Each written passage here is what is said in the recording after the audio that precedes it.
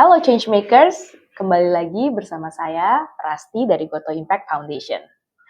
Sekarang kita ada di video yang ketiga, di mana di bagian pertama tadi kita sudah membahas mengenai personality atau kekuatan inti atau dasar yang kita miliki karena bawaan perkembangan perjalanan hidup kita dari kecil hingga besar. Dan bagaimana kekuatan tersebut bisa kita gunakan secara mawas diri. Di bagian yang kedua, kita telah membahas tentang bagaimana atau apa saja kompetensi-kompetensi yang kita sudah miliki atau kita perlu kembangkan lagi sehingga kita bisa terus mengekspansi atau membesarkan zona nyaman kita sehingga kita bisa berkembang.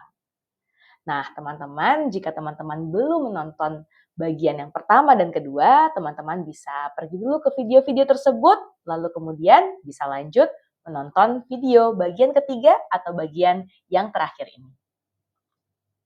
Di bagian ketiga ini, kita akan membahas bagaimana dengan kekuatan yang kita miliki, dengan pengembangan diri yang terus kita lakukan untuk mengekspansi zona nyaman kita bisa memberikan peran kepada tim dengan sangat sesuai dengan apa yang tim butuhkan dan juga sesuai dengan potensi kita. Jika teman-teman pergi ke halaman di laporan hasil pengisian kuesioner yang teman-teman terima di bagian 4 peran dalam tim, teman-teman akan melihat ada 4 jenis peran yang umumnya dibutuhkan dalam sebuah tim. Di situ teman-teman juga bisa melihat persentase potensi yang teman-teman miliki, di mana persentase yang paling tinggi menunjukkan potensi terbesar yang teman-teman bisa mainkan dalam tim. Keempat peran itu adalah yang pertama, memelihara nilai-nilai moral. Orang-orang yang memelihara nilai-nilai moral sangat peduli dengan seberapa sesuatu dalam tim itu dilakukan secara benar. Dan benar ini tidak hanya benar mengikuti aturan yang sudah ada atau disepakati, tapi juga benar menurut nilai-nilai moral yang berlaku secara universal. Misalnya, apakah itu adil? Apakah cukup inklusif? Apakah cukup melibatkan? Biasanya orang-orang ini akan cenderung memprotes atau mengoreksi atau mengajukan banding atau memberikan saran ketika sesuatu yang dibuat, apa itu produk ataukah itu inovasi atau gerakan ternyata tidak bersikap adil atau bersifat adil atau tidak sesuai dengan etika atau moral yang berlaku di masyarakat ataupun moral atau nilai-nilai yang sudah disepakati oleh kelompok. Di peran yang kedua adalah peran pemimpin yang mendorong pencapaian target. Ini adalah peran yang biasanya diambil oleh orang-orang yang menyemangati, memotivasi, menginspirasi timnya untuk terus mengejar target, dan mereka akan semakin tertantang jika terdapat goal yang jelas di depan mata mereka. Nah, peran yang ketiga adalah penguat resiliensi kelompok. Dalam sebuah kerja tim, tentu saja kohesivitas atau kekuatan hubungan interpersonal, baik dalam setting formal maupun informal atau casual, itu bisa menguatkan bagaimana tim ini maju ke depan. Dan biasanya, pemimpin atau pembuat perubahan yang berperan sebagai penguat resiliensi kelompok berperan penting untuk memastikan bahwa setiap orang terlibat, setiap orang mengambil peran, setiap orang bisa berkembang, dan setiap orang bisa bertumbuh di dalam tim tersebut. Yang terakhir adalah peran pendorong transformasi.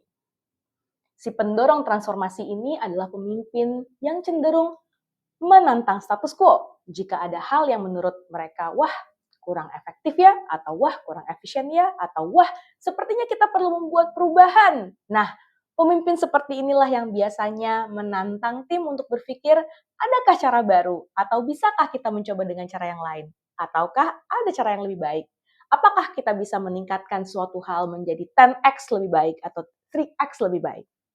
Ini adalah pemimpin-pemimpin yang mendorong transformasi, mendorong perubahan untuk menantang timnya berpikir di luar kotak, melakukan cara yang berbeda.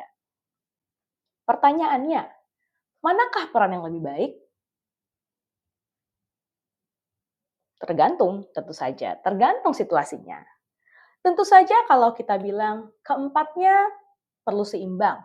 Ya, memang kalau keempat peran ini memang ada dalam sebuah tim, jika ada jajaran pimpinan yang masing-masing mengambil peran satu dari keempat ini sehingga ada keempat-empat peran ini terjalankan, tentu akan menciptakan tim yang seimbang. Namun, tidak semua situasi memerlukan keseimbangan dari keempat ini.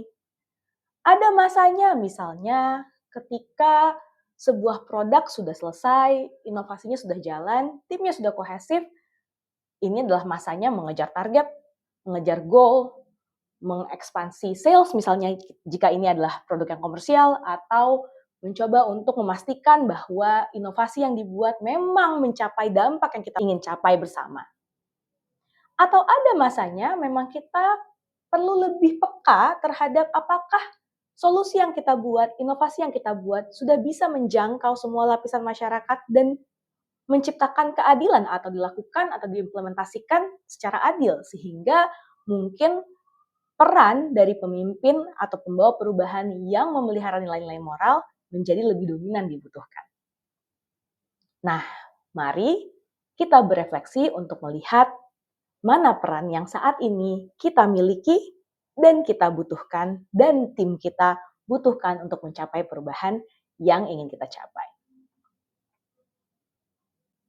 Seperti biasa, silahkan siapkan alat tulis atau siapkan software mencatat di handphone atau laptop teman-teman.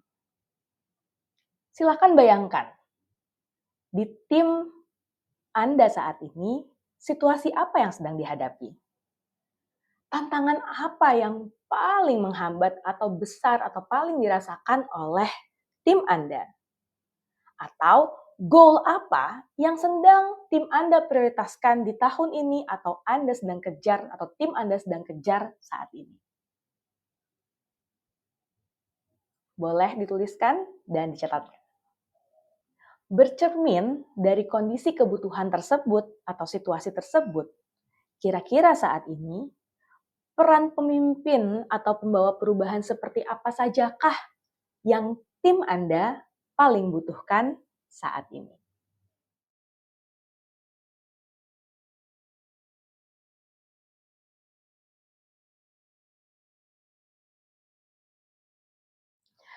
Setelah menyadari kebutuhan tim yang saat ini Anda pimpin atau saat ini Anda berada di dalamnya, mari kembali refleksi ke dalam diri kita.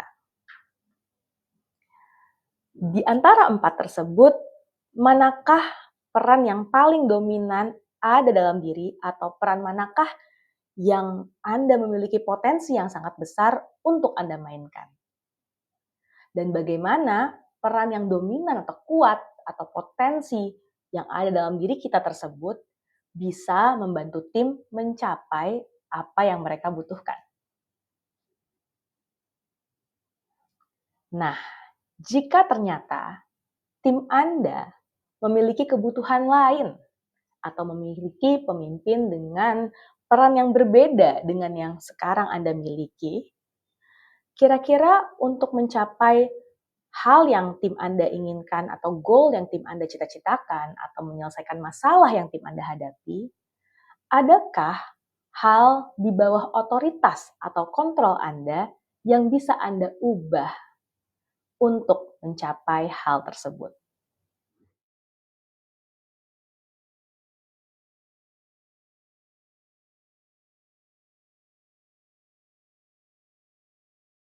Semoga rangkaian refleksi dari 3 bagian ini bisa membantu Anda, para change makers, untuk bercermin dan melihat ke dalam diri lebih jernih, yang tentunya adalah supaya Anda bisa memiliki kekuatan baru atau menyadari kekuatan yang sesungguhnya sudah pernah Anda miliki agar bisa memberi dampak lebih luas, berinovasi lebih hebat untuk lingkungan, Indonesia, dan dunia yang lebih baik. Selamat membawa perubahan, selamat berinovasi.